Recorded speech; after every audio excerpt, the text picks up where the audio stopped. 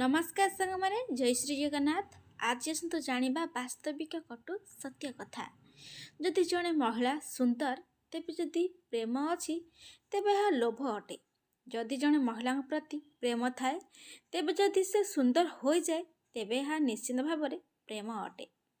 पर स्त्री को घरे रखिकी सम्मान देबा यह रावण ठू शिखंतु। अन्यथा लोक माने क्षीर पिउथुवा झियो मानकु मध्य रक्षा करी नाहांती।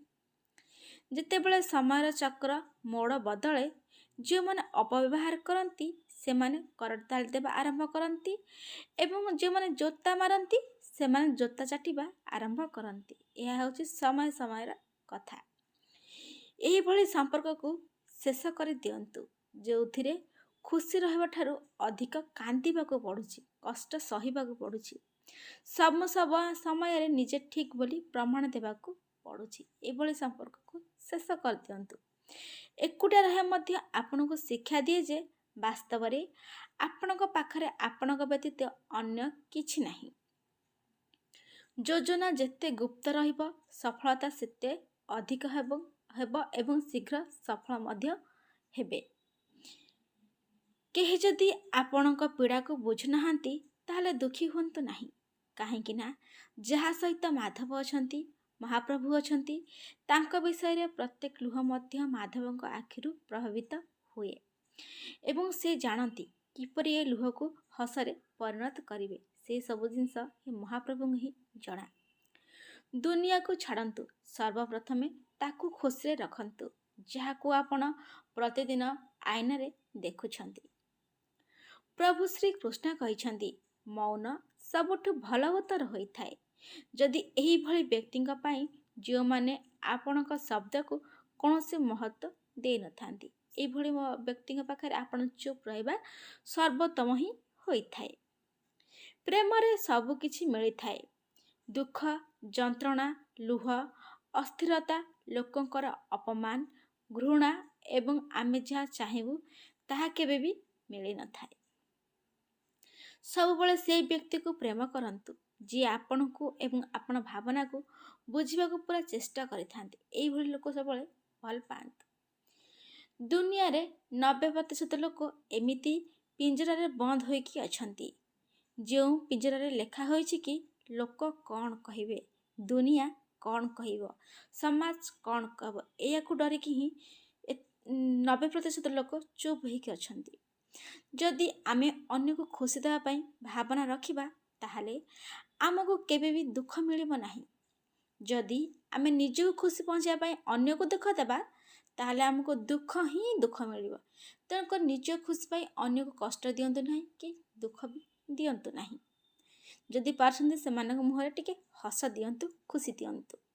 नीरवतार जंत्रणा मध्य बहुत मिठा अनेक क्षत अछि किंतु गोटिए भी दाग नाही। एही जुगरे जदिओ आपण कहा पाई बेक काटी देबे भी से तथापि कहिबो जे या सठिक भाव रे होई नाही, तू आउ थरे काट। आजिका जुग ही एई भलिया। सेही लो महिला को कदापि हरंतु नाही जहार एकमात्र उद्देश्य हेउछि आपण को खुशी रखिबा एवं आपण को भल पाइबा। कारण जीवन बारंबार एपरि उपहार दिए नाही, जीवन बारंबार एपरि सुजोग देई न थाए। तुम पत्नी को आपणक परिवार खराब आचरण सर्वदा रक्षा करंतु। कारण से झीटी आपणक सहित विवाहित एवं तुम माँ किंबा भौणी किंबा कौन संपर्क को नुहे तेबे सेमाने केवल आपणक पत्नी को काहेकि निर्यातन देउछंती।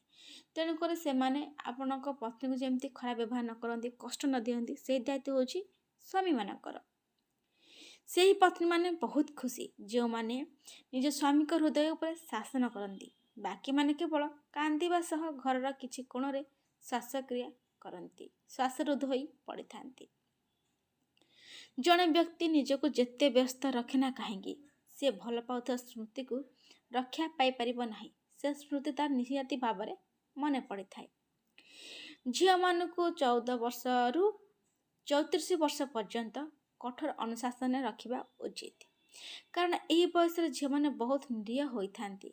जदि कहीं मधुर कथा हुअंती झील मैंने भावती जे यह ठारू कहीं भल आ मते पाई परिबे नाही। झील मैंने यह ही भावी था। ଏଇ ସମୟଟା ଏମିତି ସମୟ ହୋଇଥାଏ। ପୁଅମାନଙ୍କ ଆଚରଣ ଦେଖି ବୃଦ୍ଧ ପିତା ଭାବିଲେ ଯେ ବର୍ଷା ବନ୍ଦ ହେବା ପରେ ଲୋକମାନଙ୍କୁ ପ୍ରାୟତଃ ଛତା ବୋଝ ଲାଗିଥାଏ। ଯଦି ଜଣେ ପୁରୁଷ ନିଜ ପ୍ରେମରେ ସମ୍ପୂର୍ଣ୍ଣ ବୁଡ଼ିଯାଏ, ଯଦି ଜଣେ ସ୍ତ୍ରୀ ସମ୍ପୂର୍ଣ୍ଣ ରୂପରେ ପୁରୁଷ ସମୁଦ୍ରଠାରୁ ଅଧିକ ଗଭୀର ପ୍ରେମ କରିପାରନ୍ତି। ଯେଉଁ ମହିଳାମାନେ ଛୋଟ ଛୋଟ ଜିନିଷ ଉପରେ କାନ୍ଦିବା ଆରମ୍ଭ କରନ୍ତି, ଯେଉଁ ମହିଳାମାନେ ଛୋଟ ଛୋଟ ଜିନିଷ ଉପରେ କାନ୍ଦିବା ଆରମ୍ଭ କରନ୍ତି ନା, ସେମାନେ ହୃଦୟରେ ବହୁତ ଶୁଦ୍ଧ ଅଟନ୍ତି, ବହୁତ ଭଲ ହୋଇଥାନ୍ତି। କାହାକୁ ଶୁଣିବାଠୁ ଅଧିକ ତାଙ୍କୁ ବୁଝିବା ପାଇଁ ଚେଷ୍ଟା କରନ୍ତୁ, କାହିଁକି ନା ସମସ୍ତେ ଯେତିକି ଅନୁଭବ କରନ୍ତି ସେତିକି କହିପାରନ୍ତି ନାହିଁ। ସେଥିଲାଗି କାହାକୁ ଶୁଣିବା ପୂର୍ବରୁ ତାଙ୍କୁ ଅଧିକ ବୁଝିବାକୁ ଚେଷ୍ଟା କରନ୍ତୁ। ମନୋବିଜ୍ଞାନ ଅନୁଯାୟୀ ସତ୍ୟ ହେଉଛି ପୁଅମାନଙ୍କ ପାଇଁ ପ୍ରିୟ ମହିଳା ହେବା ଅସମ୍ଭବ। ମନୋବିଜ୍ଞାନ ଅନୁଯାୟୀ ସତ୍ୟ ହେଉଛି କି ପୁଅମାନଙ୍କ ପାଇଁ ପ୍ରିୟ ମହିଳା ହେବା ଅସମ୍ଭବ, କାରଣ ପୁଅମାନେ ପ୍ରାୟତଃ ପ୍ରତ୍ୟେକ ଝିଅଙ୍କୁ ପସନ୍ଦ କରନ୍ତି। ସବୁ ପୁଅ ନୁହେଁ, କିଛି ପିଲା ଅଛନ୍ତି। ଯଦି ଆପଣ ଆପଣଙ୍କ ଗର୍ଲଫ୍ରେଣ୍ଡଙ୍କ ଦ୍ୱାରା କେବେ ବ୍ଲକ୍ ହୋଇନାହାନ୍ତି, ତେବେ ବୁଝିଯାଆନ୍ତୁ ଯେ ସେ ଆପଣଙ୍କୁ ଆଦୌ ଭଲ ପାଆନ୍ତି ନାହିଁ। ଯେଉଁ ମହିଳା ବହୁତ କଥାବାର୍ତ୍ତା କରନ୍ତି, ଯେଉଁ ମହିଳା ଅଧିକ କଥାବାର୍ତ୍ତା କରନ୍ତି, ଏଭଳି ମହିଳାଙ୍କର ମନ ପୁରା ପରିଷ୍କାର ହୋଇଥାଏ ଏବଂ ସେ ନିଜ ହୃଦୟ ଭିତରେ କିଛି ଖରାପ କଥା ରଖିନଥାନ୍ତି ବା କାହା ପାଇଁ ଖରାପ ଚିନ୍ତା ମଧ୍ୟ କରନ୍ତି ନାହିଁ। ଏଇଭଳି ମହିଳାମାନେ ବହୁତ ଭଲ ହୋଇଥାନ୍ତି। ସ୍ତ୍ରୀର ଧୈର୍ଯ୍ୟ କବରଠାରୁ ବି ଅଧିକ ଗଭୀର ଅଟେ। ଗୋଟେ ସ୍ତ୍ରୀର ଧୈର୍ଯ୍ୟ କବରଠାରୁ ବି ଆହୁରି ଅଧିକ ଗଭୀର ହୋଇଥାଏ। କାହାକୁ ମିଛରେ ଭଲ ପାଇକି ତା ଭାବନା ସହିତ ଖେଳନ୍ତୁ ନାହିଁ। ବେଳେବେଳେ ଭଙ୍ଗା ହୃଦୟର ଅଭିଶାପ ଜୀବନ ନେଇଥାଏ। ସତରେ ସାଙ୍ଗମାନେ, ଯେଉଁ ଅଭିଶାପଟା ପୁରା ମନରୁ ଆସିଥାଏ ନା, ସେ ସତରେ ସେଇ ଅଭିଶାପ ଜୀବନ ନେଇଯାଇଥାଏ। କିଛି ଲୋକ ଆପଣଙ୍କୁ କେବଳ ସେହି ପରିମାଣରେ ଭଲ ପାଆନ୍ତି ଯେ ସେମାନେ ଆପଣଙ୍କୁ ବ୍ୟବହାର କରନ୍ତି। ଯେଉଁଠାରେ ସେମାନଙ୍କର ଅର୍ଥ ଶେଷ ହୁଏ, ସେମାନଙ୍କର ପ୍ରେମ ମଧ୍ୟ ଶେଷ ହୋଇଯାଏ।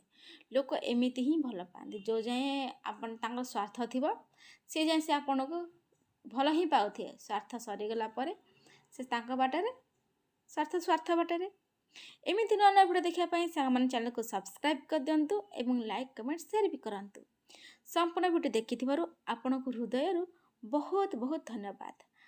ଆଜି ପାଇଁ ରହୁଛି ସାଙ୍ଗମାନେ, ଜୟ ଶ୍ରୀ ଜଗନ୍ନାଥ। ଆଉ ଗୋଟେ ନୂଆ ଭିଡ଼ିଓରେ ଦେଖାହେବା। ଆଜି ପାଇଁ ରହିଲି, ଜୟ ଶ୍ରୀ ଜଗନ୍ନାଥ।